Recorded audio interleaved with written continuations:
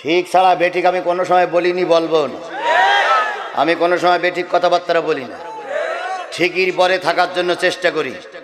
রক্ত দিয়েছি তবু বেঠিক হই নাই, ভিতরে গিয়েছি তবুও বেঠিক হই নাই, রিমান্ডে নির্যাতিত হয়েছি তবুও বেঠিক হই নাই, নিজের পরিবারের সকল সদস্য আহত হয়েছে তবুও ময়দান থেকে 1 ইঞ্চি সরে যাই নাই।